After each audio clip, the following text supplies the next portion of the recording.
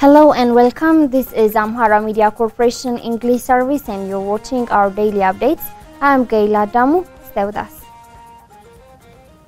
Planning and Development Minister Fizum Asafa and UN Resident and Humanitarian Coordinator Catherine Sozi have discussed the Sustainable Development Conference which will be held in the United States in September 2023. Ababa Brahani reports. During the discussion, Fizum explained that development works which brought about results have been carried out despite the various challenges both at home and abroad.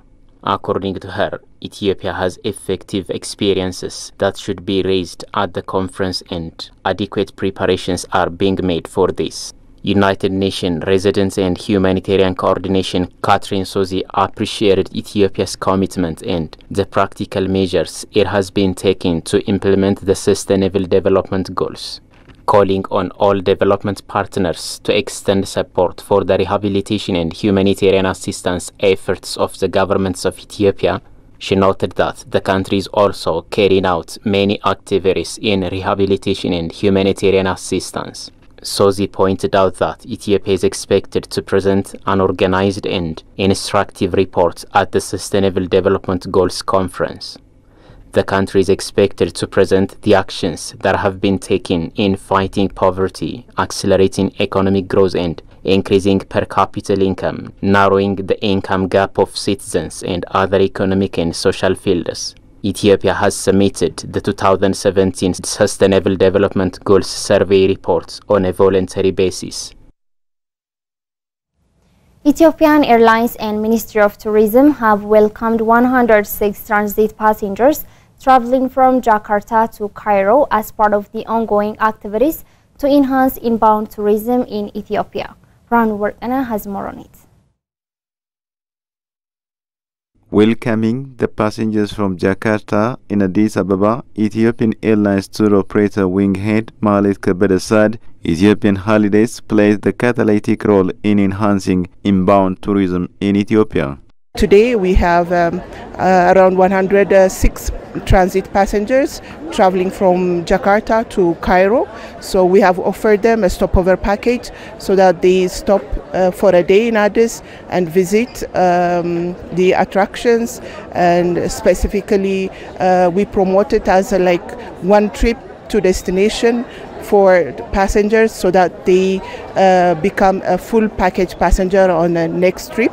And also this will be an ongoing. We are using all 130 the offices of Ethiopian Airlines to promote Ethiopia, one as a stopover for transit passengers, because Ethiopian Airlines is heavy on transit passengers.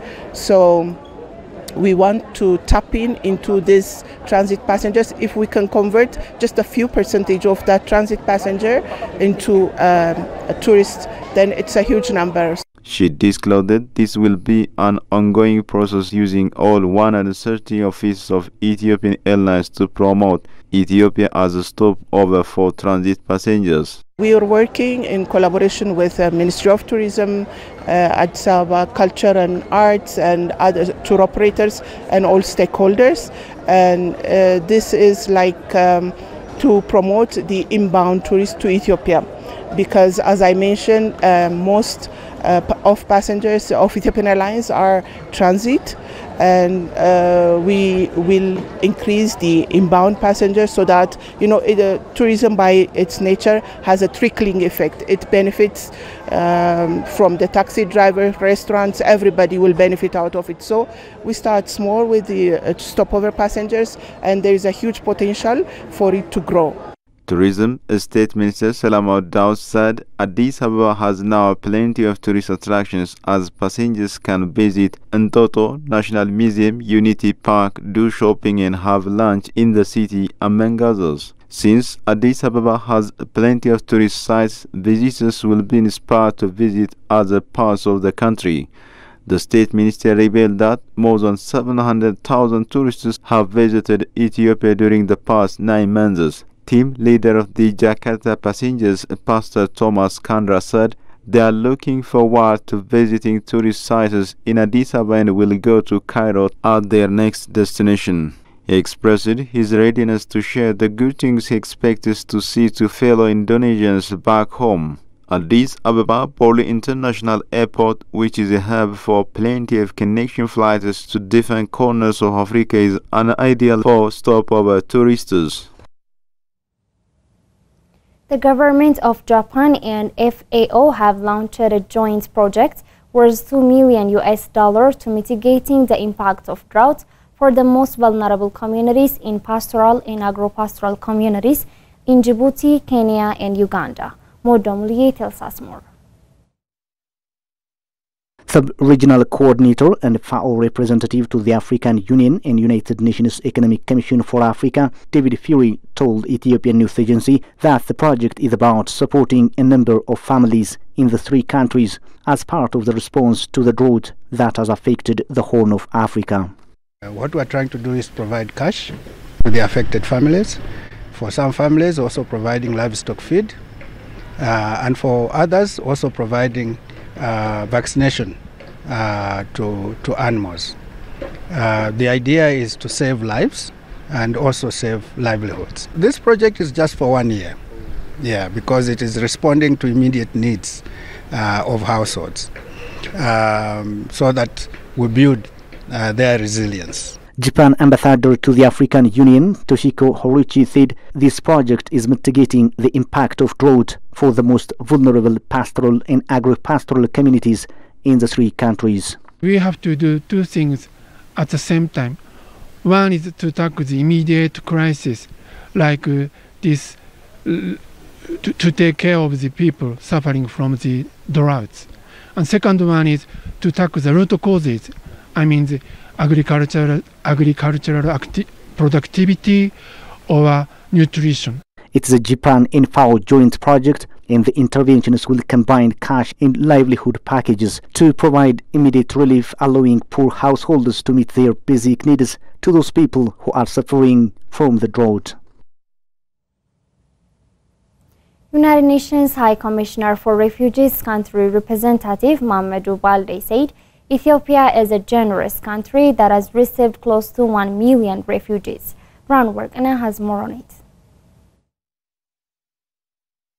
The country representative told INA that this generosity is a very important one that is recognized by the international community, and UNHCR is very grateful for the generosity. Balde elaborated, as of February, the government of Ethiopia has received close to 100,000 refugees from the Somaliland area of Somalia. That is really a testimony to the generosity and very strong commitment. They are grateful to these host communities and the Somali regional government who have received their brothers and sisters, he said, adding that several partners are working together to support the refugees who have arrived. The country representative stated, since the arrival of the refugees, we have been able to partner with the Refugees and Returnees Service, and there are quite a large number of people, including children, who have been their families separated and who have lost their parents. A very good commitment, a very strong commitment, a commitment that is translating into still opening its doors despite having challenges of its own. The government of Ethiopia just as of February received close to 100,000 refugees who came from Lasa Node in the Somaliland area of Somalia, and that's really a testimony to that generosity, so a very strong commitment. And that strong commitment is also through a very progressive refugee proclamation that we want to operationalize, that we are operationalizing with RRS and several other partners that allow refugees to live more dignified lives until such a time they are able to return home.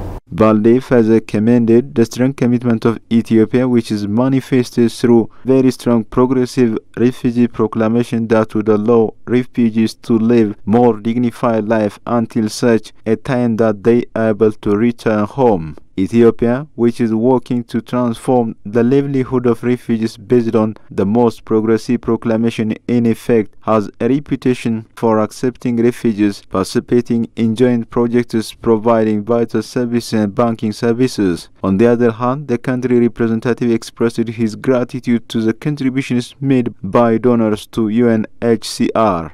I believe that the international community is showing solidarity towards Ethiopia, is recognizing Ethiopia's own generosity. We have several very solid donors to Ethiopia.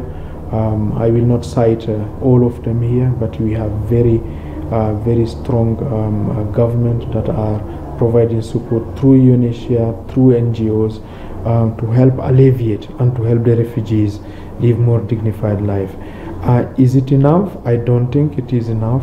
We need to do more, but we are grateful for that support that donors are providing. Yet, he stated this is not enough and they need more, but they are grateful for the support that donors are providing. According to him, education, health and water systems and all the social services are extremely critical for the refugees who have arrived, but also for the communities that have accepted to host them. IGAD heads of state and governments called on Sudan Armed Forces and Rapid Support Forces to immediately and unconditionally cease hostilities, de-escalation tensions, and allow unfettered humanitarian access. Modomuliye tells us more. The 40th Extraordinary Assembly of the IGAD Heads of State and Government held virtually on Sunday, 16th April 2023, was attended by Djibouti's President Ismail Omar Guelleh, Kenya's President William Ruto, South Sudan's President Salva Kiir, Somalia's President Hassan Sheikh Mohamud, and Uganda's President Yoweri Museveni. According to a communique issued at the conclusion of the meeting, the Assembly has expressed alarm on the deteriorating security situation in Sudan as a result of the fighting between the two armed forces. The Assembly noted with concerns the numerous civilian casualty and extensive destruction of property as a result of the fighting, and called on the two parties to immediately and unconditionally cease hostilities, de-escalate tensions, and allow unfettered humanitarian access and ensure Sudanese citizens observe the holy month of Ramadan in peace. Moreover, the Assembly urged civilian parties and stakeholders in Sudan to engage in assisting the cessation of fighting and return to the negotiation table in consultation and coordination with the trilateral mechanism. The leaders further called on the signatories to the political framework agreement, together with other key non-signatory forces, to resolve outstanding issues and set a new date for the signing of a final agreement and formation of a civilian-led transitional government. The Assembly finally agreed to send a high-level delegation to be led by President Salva Kiir and composed of Presidents William Ruto and Ismail Omar Guelleh at the earliest time possible to engage the two leaders to resume negotiations on all outstanding issues, including security and military reform, and report back to the Assembly.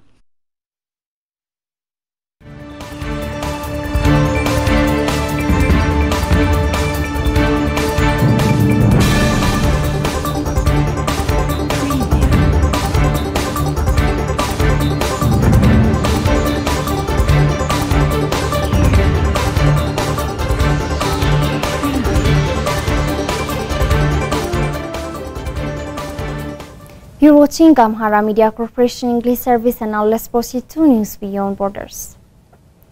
At least 78 people have been killed in a crash at a school in the Yemeni capital Sana'a during a distribution of charity for Ramadan, officials say.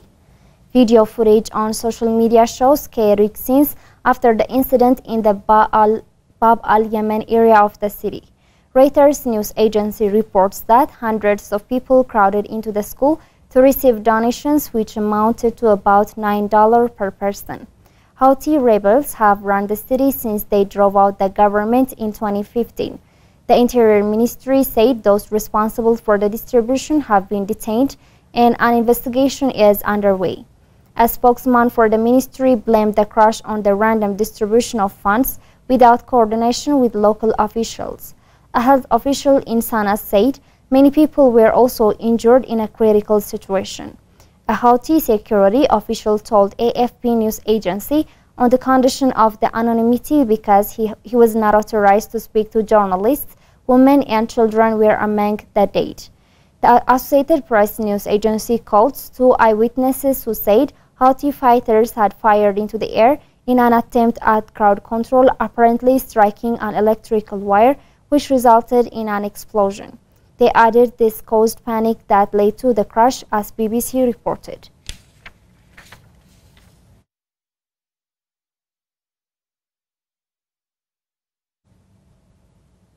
According to figures from the Ministry of Agriculture and Water Resources of Tunisia, with less water falling as rain to fill them, none of Tunisia's 30 dams are even a third full. In many Tunisian houses, no water is coming from the tap. Authorities have decided to cut water supply at night since March 31st. Somaya bin Abdullah, who lived in Ariana, an agglomeration part of the city, the capital, feels that the situation is very difficult, especially during Ramadan. Water is essential for ablutions, cooking, and housework. The water distribution company announced, among other measures, a ban on using drinking water for irrigation outside Tunis and on watering green areas within the city. Tunisia, which is in its 5th consecutive year of drought, will experience water cuts until September 2023, as Africa News reported.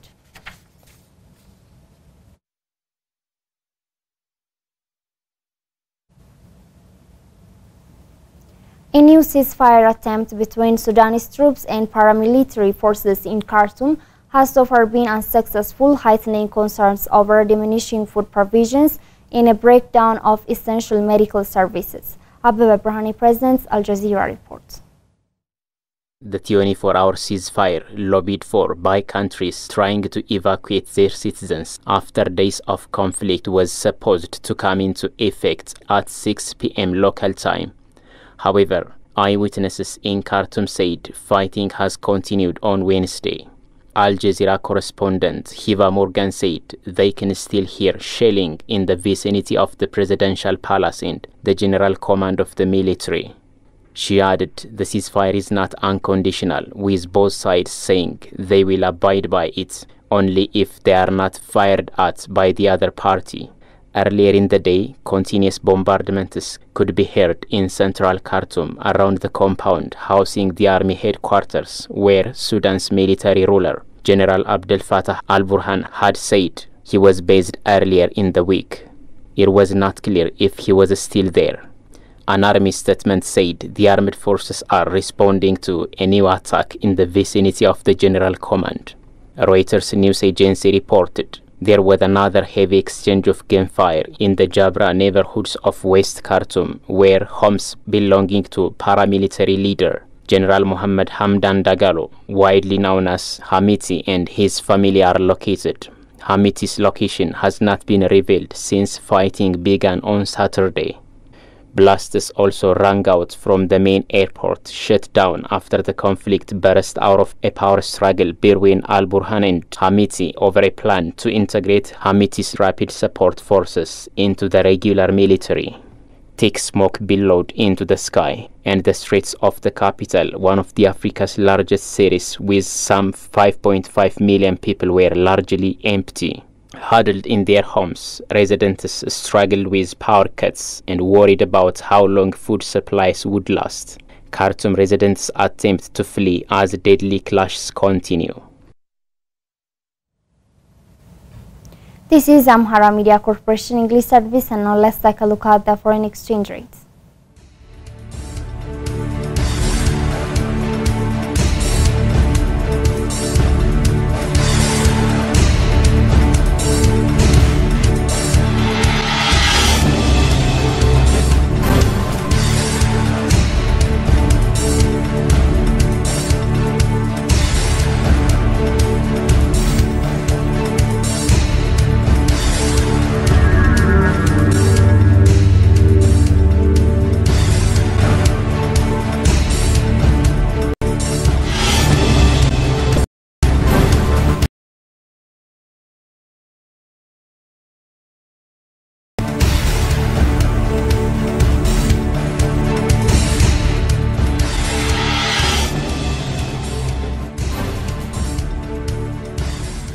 That's all the news we have for today. I'm Gaila Damu. Thanks for watching and stay tuned with the rest of our programs.